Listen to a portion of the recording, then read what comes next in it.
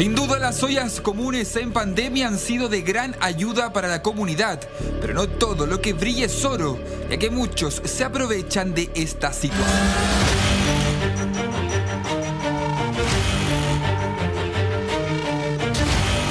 Es el caso de un narcotraficante en Conchalí, que para esconder su negocio organizaba ollas comunes para sus vecinos.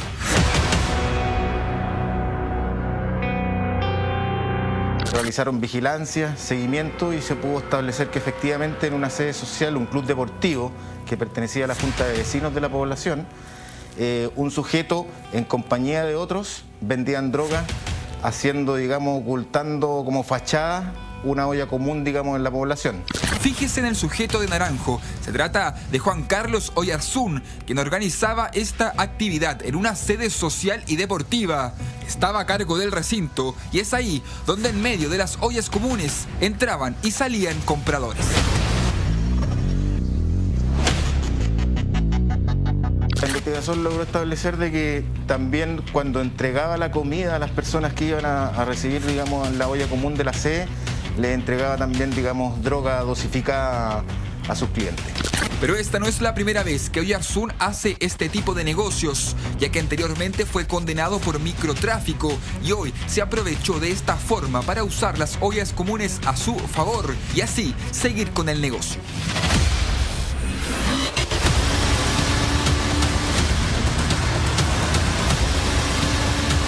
Luego de una vigilancia de 10 días, seguimiento, logramos obtener la entrada de registro de los domicilios, la sede social y 3 domicilios más que fueron vinculados, logrando incautar, digamos, droga, armamento y munición, digamos, de distintos calibres. Fue gracias a la labor de la Bicrim de Conchalí, tras 10 días de investigación, que este sujeto no va a seguir operando.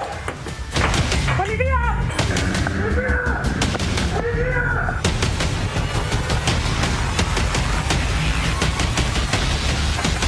Como era de esperarse, dentro del lugar allanado se encontró marihuana, clorhidrato de cocaína y un chaleco antibalas, y además una pistola.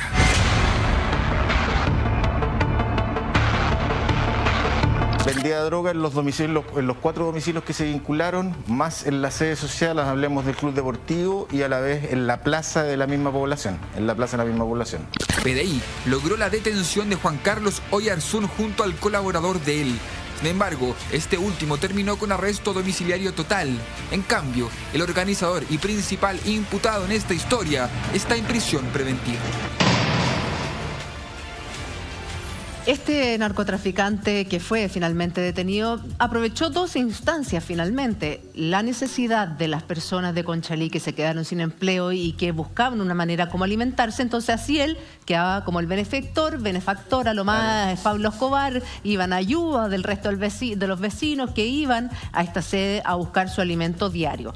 Lo que me parece una crueldad aprovecharse así de gente que realmente está necesitada. Y por otro lado, este tráfico de personas que iban y venían y tocaban la puerta de esta sede se ocultaba, porque ahí aprovechaba también de vender droga, entonces podía ser perfectamente un vecino que iba a buscar alimento y no despertaba sospechas de las policías, pero se equivocó porque Policía de Investigaciones lo estaba siguiendo atentamente. Oye, se demoraron 10 días, Juli, la Bicrim de la PDI de Conchalí en darse cuenta quiénes entraban, quiénes salían, quiénes iban por droga, quiénes no tenían nada que ver. Lo lamento mucho por las miles de ollas comunes que se han organizado en este tiempo para ir en ayuda de los barrios.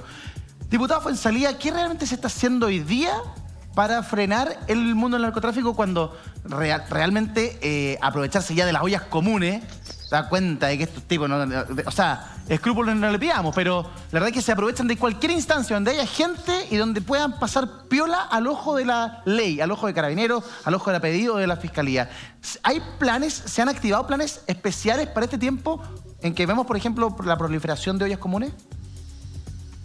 Bueno, hay que reconocer que la creatividad del narcotraficante es bastante increíble. Finalmente ocupan, frente a la situación del encierro, frente a la situación de la pandemia, ocupan un espacio como la olla común que congrega a los vecinos, a las familias, que van obviamente por su alimento, también para generar el negocio de intercambio de la droga. Y buscan la fórmula. Ahora, la buena noticia que ustedes mismos la acaban de mostrar es que la policía, a través de sus investigaciones, finalmente da con ello y logra detener. O sea, la policía de alguna manera no está tan perdida. O sea, conoce el mundo del narcotráfico, el microtráfico, y de alguna manera los va detectando cuando van ocupando coartadas para realizar su negocio, aun cuando estemos en pandemia. Y es una buena noticia de que la policía no ha dejado de actuar, de intervenir, aun cuando sea en pandemia, con el tema de la droga. Yo más que algo creativo, yo lo veo que esto es un fiel reflejo cuando hablamos de la narcobeneficencia. Yo creo que es esto. Justamente esto, porque muchas veces le hemos preguntado a distintos alcaldes, bueno, pero ¿qué tipo? A ver, ¿dónde se ve en la narcobeneficencia? ¿Dónde? Y les cuesta un poco darnos con casos concretos dónde está la narcobeneficencia. Y uno siempre le atribuye a, claro, que por ejemplo, para la celebración de Navidad le entregan regalos a los niños, pero también hay mucho de mito respecto a eso. Entonces yo creo que aquí hay un caso puntual. ¿Por qué se lo digo? Porque yo me imagino que él también vive por ahí cerca. Entonces finalmente es como tú le estás ayudando a tus vecinos y un poco también estás comprando su silencio. Entonces, esto para mí es narcobeneficencia. Bueno, así opera la narcobeneficencia, con todo lo que las personas necesitan y no pueden obtener. En este caso de la pandemia, el acceso a los alimentos. Después, en el tema, por ejemplo, el estallido social, hubo también el tema de la locomoción. Ellos propiciaban y entregaban los buses para que la gente se trasladara, porque hubo un minuto en que no había, por el tema del metro, que había incendiado varias estaciones, no tenían cómo llegar a su trabajo. También hubo disposición del narcotráfico de entregar buses. Entonces, claro, van buscando obviamente las necesidades de personas que no están vinculadas al negocio de la droga, pero que, como tú bien dices, Connie, compran el silencio, la complicidad de no denunciarlo, en fin. Y no solo droga, presencia de armamento también, chaleco antibalas, drogas, armas, municiones, en la sede social, en la sede deportiva, en la plaza. O sea, no era... Claro, cae él y cae su compinche, su ayudante, pero parece que eran tipos, al menos que tenían ciertos tentáculos en el barrio. Pero ¿de quién es la culpa de la aparición de estos narcos benefactores? Se lo pregunto directamente, diputado, porque si el Estado estuviese presente, no tendrían cabida. O sea, si la gente tuviese que comer, no habría olla común, efectivamente no estaría este narcotraficante ocupándolo de fachada para que el transitar de las personas no llame la atención, no alerte a las policías, además compra el silencio de los vecinos se sienten en deuda de esta persona que es tan buena. Claro, o sea, el negocio redondo, no y el Estado no está. ¿Qué hace el Estado para llegar a esos vecinos, diputado? Sí, está bien, pero no vamos a señalar que todas las ollas comunes había narcotráfico. En este caso puntualmente. A ver, profundicemos con el diputado Fuenzalía. Deme un segundo, diputado.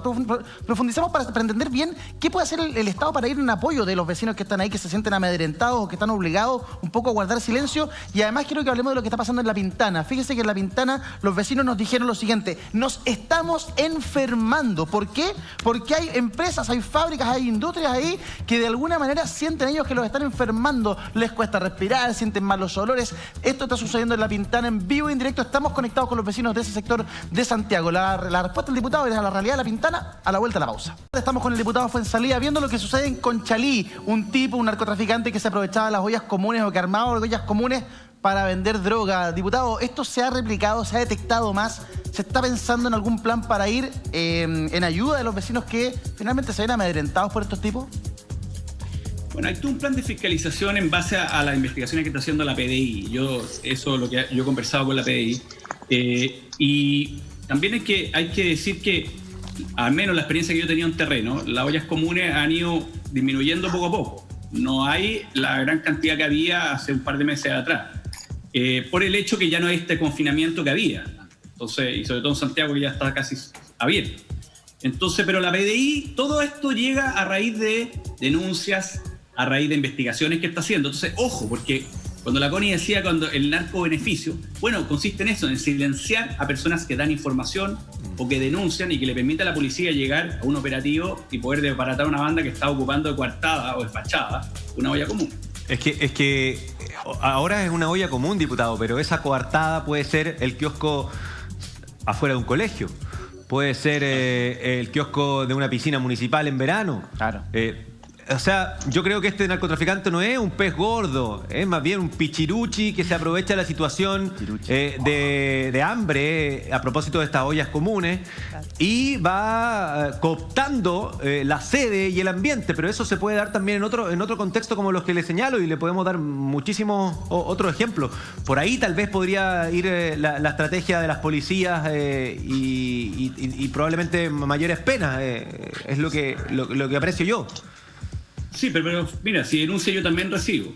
En terreno las mismas personas, de dirigentes que me dan denuncias, yo la hago llegar a la PDI, pero si finalmente todo tiene que ser investigado y probado en un tribunal. Aquí nadie tiene la justicia por sus propias manos. No es que llegue la policía y dice usted es narcotraficante y lo sentencie. Yo tengo que tomar detenida a la persona, tengo que hacer una investigación, le tengo que poder pinchar los teléfonos, eso lo tiene que autorizar un juez. Sí. Después tengo que detenerlo, llegar al tribunal y demostrar que esa persona cometió los delitos que están en la ley 20.000 de narcotráfico y droga, que tiene pena alta. Todo ese proceso del Estado es un proceso lento y de trabajo día a día. Por eso yo siempre he creído que donde Chile debe poner mayores recursos es evitar que la droga entre a Chile, en nuestras fronteras. Sí. Si eso no somos eficientes en evitar que la droga entre, después cuando la droga entre y se dispersa entre muchos microtraficantes, es más costoso y más difícil perseguir a cada uno en los barrios con todas estas complicidades que ellos van comprando y todo esto que nos toca ver en el programa habitualmente. ¿Y qué pasa, diputado, con la investigación posterior? Porque se detecta a este tipo, como decía Germán, un pichirucho, que hay un tipo que movía droga ahí en Conchalí. Se detiene al tipo, se hace un operativo, hay 10 días de investigación, la PDI actúa rápido, logran las pruebas en 10 días, lo toman detenido, perfecto. Se logra saber quién es el que está detrás de él, quién es el proveedor, de dónde viene esa droga, el origen de las armas que se decomisan, la droga misma, de dónde la traen. O sea, ¿se logra encontrar finalmente al pez gordo tras este pichiruchi que se puede multiplicar por miles? Bueno, sí. De hecho, la policía, acordémonos que no es que se acuerden, pero les cuento también, si no lo sabían, pero la ley 20.000 es una ley que le permite a la policía pinchar teléfonos, tener a gente encubierto. Generalmente todos estos operativos se van produciendo porque pinchan el teléfono de otra persona que va hablando de esto y llegan a esta olla común. Y de rebote aparece quien trae la droga, quien financia la droga. Por eso que cuando hay estos decomisos grandes, como el que hubo hace muy poco, uno de los más grandes que hubo por la PDI, es en base a mucha información que se va recolectando en pequeñas investigaciones. Acordémonos que hace menos de 2 años, 2 jueces de la Corte de Apelaciones estaban ligados al narcotráfico. Hoy ya no están en el Poder Judicial, pero ¿cómo llegaron a escuchar que estaban involucrados a través de pinchazos de teléfono de narcotraficantes? Que mencionaban que tenían una red de protección en la Corte de Apelaciones de Rancagua.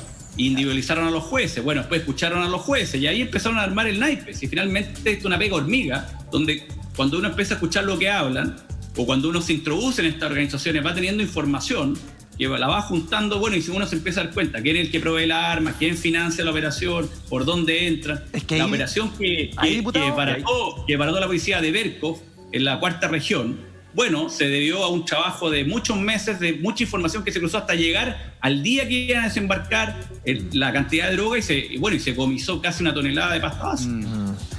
El que se demore tanto la investigación, sí. el que cueste llegar al tipo, a mí me da susto. Porque en tiempos de debilitamiento de las instituciones, en que hemos visto casos de corrupción en distintas partes, el que el narco se entere de que está siendo investigado es también una posibilidad importante.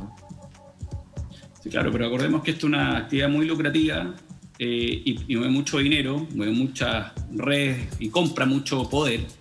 Pero por lo mismo, no es que el microtraficante o el narcotraficante se vea disminuido cuando sabe que lo están investigando. Porque obviamente la tentación de todo lo que se produce con esta actividad es tanto, que obviamente que trata siempre de seguir trabajando. Y ahí es donde cae, porque sigue trabajando, pero busca formas de encubrir su trabajo. Es que a mí lo que me llama la atención en ese sentido, diputado, es que hablamos de clanes siempre, los clanes, o bandas, toman detenido a la cabeza, pero ya está elegido el sucesor. Entonces, no pasa ni un día y la cabeza desde la cárcel está dirigiendo la operación con el sucesor, claro, que está afuera, hasta que cae el sucesor, pero ya hay otro sucesor del sucesor. Entonces, la cadena es como la cadena que no termina nunca. Sí. ¿En qué momento se termina realmente de cortar o de sacar de circulación a un clan. ¿Y en qué momento pasamos de bandas, de clanes, a hablar de carteles? Les estoy mostrando el titular del diario La Segunda que dice: las razones de la guerra entre carteles narcos de la zona sur. ¿Diputado? Bueno, ¿cuándo termina esto? Yo creo que no termina nunca. Sí, todos los países tienen narcotráfico, todos los países tienen este problema y los países y los estados se entregan a sí mismos información. O sea, las policías chilenas reciben información de otras policías, incluso de la DEA de Estados Unidos, porque muchos cargamentos salen de Chile a Europa o a Estados Unidos. Pero en esto las policías tienen que ser eficientes, ¿no? Y tienen que ser eficientes para evitar que la droga entre. Porque si la droga no entra, bueno, menos no está el producto que se vende.